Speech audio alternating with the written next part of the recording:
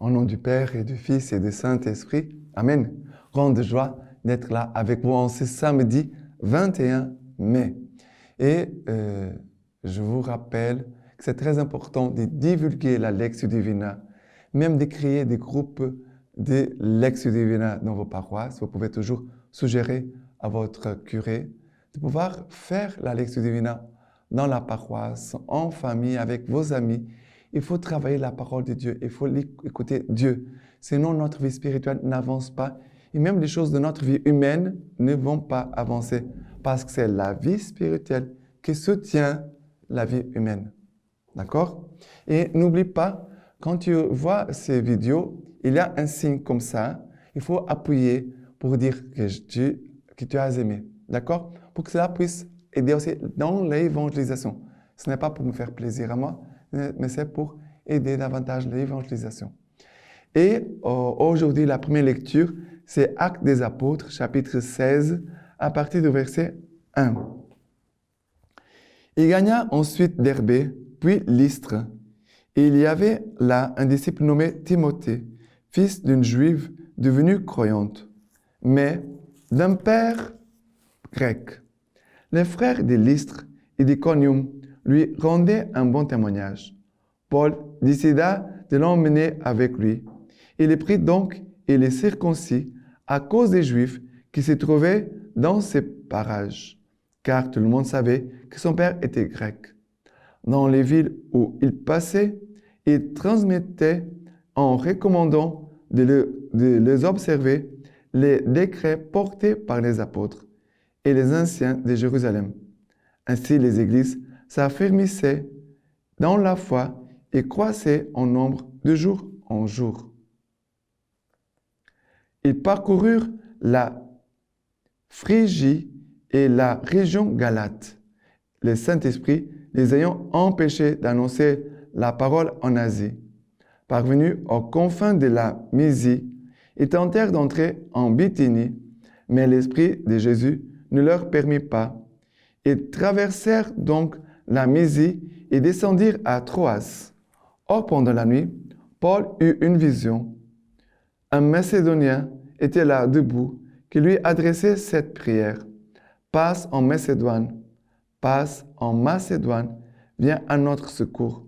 Aussitôt, après cette vision, nous cherchâmes à partir pour la Macédoine, persuadés que Dieu nous appelait à y porter la bonne nouvelle. C'est très intéressant vraiment les actes des apôtres. Je trouve merveilleux de voir comment Dieu conduit son Église. Et ici, aujourd'hui, qu'est-ce que nous voyons? Après que Paul, en ce chapitre, Paul et Barnabé, qui jusqu'à maintenant ont marché ensemble, ils étaient en mission ensemble, maintenant, ils vont vivre des missions séparées.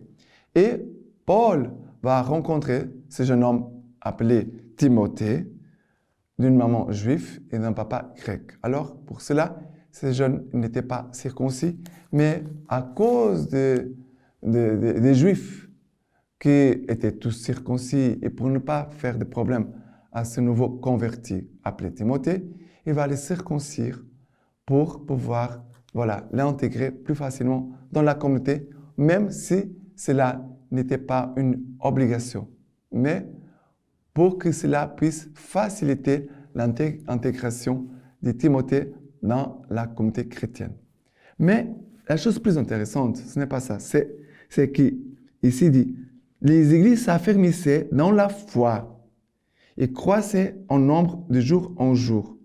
Alors, si la foi dans une communauté, dans une église augmente, grandit la foi, les conversions vont aussi augmenter. C'est cela, c'est très important de retenir. Si les gens d'une paroisse ils entrent dans une attitude de foi plus profonde, s'ils fortifient leur foi, s'ils font davantage des actes de foi, s'ils grandissent dans la foi, automatiquement, ça veut dire par conséquence, ils vont aussi voir les conversions augmenter.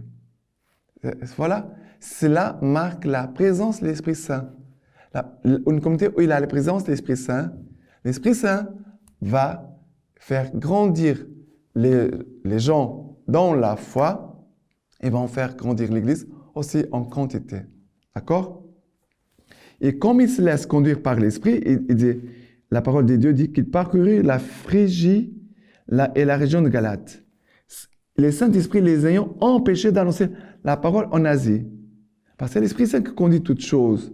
Ça veut dire qu'ils ont vu danser, certainement il a eu un obstacle. Ce n'est pas l'Esprit Saint qui les a pris par les oreilles, qui n'a pas laissé Saint Paul évangéliser. Ça, certainement il a eu des obstacles. Mais Paul voit dans ces obstacles la présence de l'Esprit Saint en disant, si les gens ne m'ont pas permis d'évangéliser, certainement, c'est parce que l'Esprit Saint m'attend ailleurs. Et voilà, et c'est comme ça qu'il va se rendre compte que vraiment l'Esprit Saint les attendait où? En Macédoine. Paul va avoir cette vision en voyant ces Macédoines qui lui dit, viens à notre secours, viens à notre secours. Et on doit être dans cette disponibilité de secourir nos frères et sœurs qui sont dans les besoins. OK? Maintenant, le psaume d'aujourd'hui, c'est le psaume 100,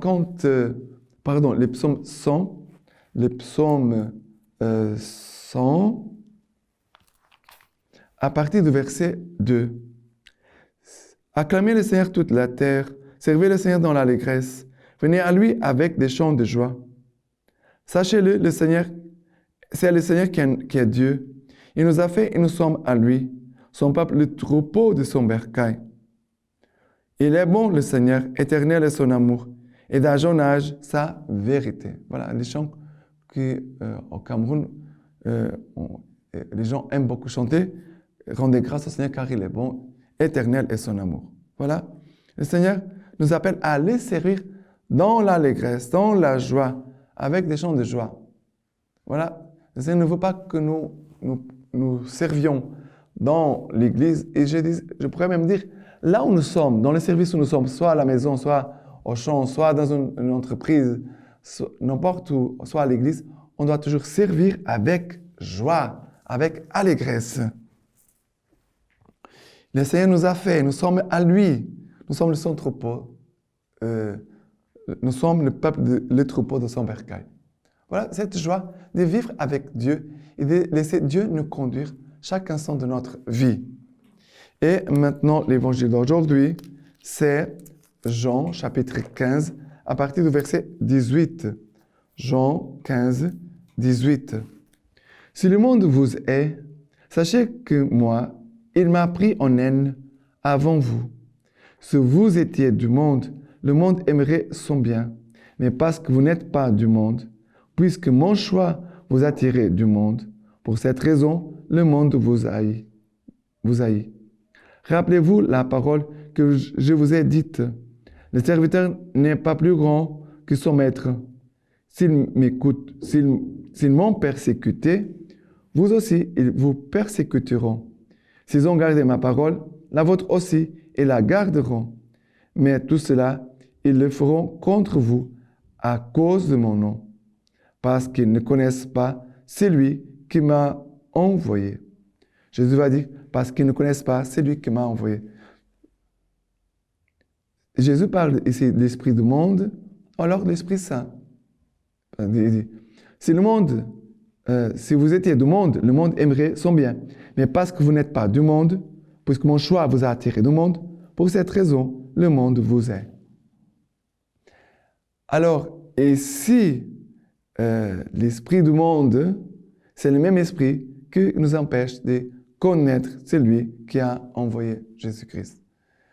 C'est ce même esprit du monde qui nous empêche de connaître Jésus, de connaître son amour, de connaître la puissance de sa résurrection, de connaître la puissance de sa vie en nous. C'est pour cela, on doit faire très attention à l'esprit du monde, ça veut dire l'esprit du péché, l'esprit qui nous enlève la vision de Dieu, qui nous fait regarder les choses comme si Dieu n'existait pas, comme si Dieu n'était pas là. Vous comprenez? Voilà ce que le Seigneur nous dit aujourd'hui. Mais Jésus ici dit, s'ils m'ont persécuté, vous aussi ils vous persécuteront. S'ils ont gardé ma parole, la vôtre aussi, ils la garderont. Ça veut dire que le Seigneur nous a avertis que certainement, il va y avoir des gens qui vont nous persécuter, il y a des gens qui vont vouloir nous faire du mal, il y a des gens qui vont briser notre évangélisation. Parce qu'ici, je parle de tout ce que nous faisons comme action d'évangélisation.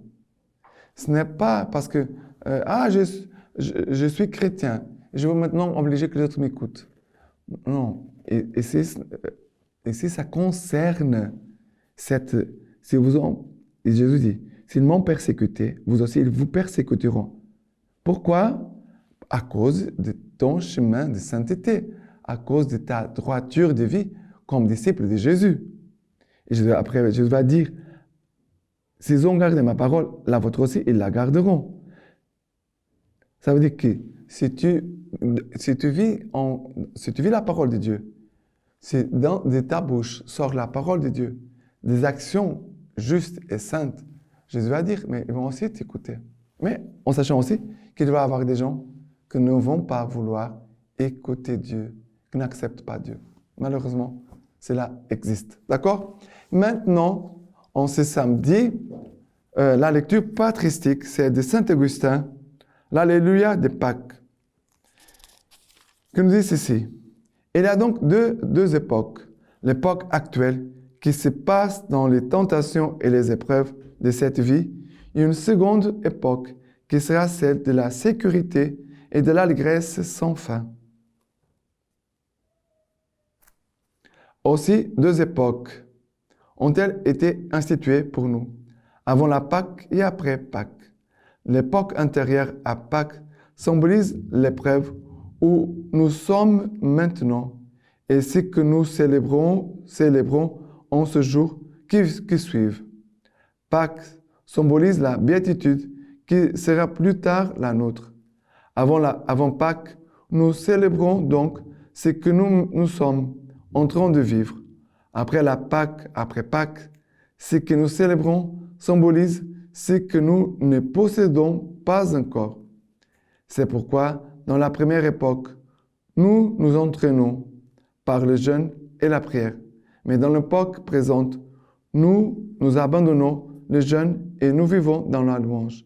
Tel est le cas de l'Alléluia que nous chantons. L'une et l'autre époque nous ont été configurées. L'une et l'autre nous ont été manifestées dans notre chef. La passion du Seigneur nous montre la vie présente qui nous oblige à peiner, à subir les épreuves et finalement à mourir. La résurrection et la glorification du Seigneur nous montrent la vie que nous recevons. Évidemment, nous le louons maintenant quand nous sommes rassemblés dans l'Église, lorsque chacun s'en va chez soi et semble cesser de louer Dieu. S'il ne cesse pas de bien vivre, il loue Dieu continuellement. Ta louange ne cesse que lorsque tu te détournes de la justice et de ce qui plaît à Dieu. Car si tu ne te détournes jamais de la vie vertueuse, ta bouche est muette, mais ta vie est une acclamation et Dieu prête l'oreille au chant de ton cœur. Et Dieu prête attention au chant de ton cœur. Maintenant, je vous laisse la bénédiction par les mains toutes pures de la Vierge Marie. Dieu Tout-Puissant vous bénisse et vous garde, le Père, le Fils et le Saint-Esprit. Amen.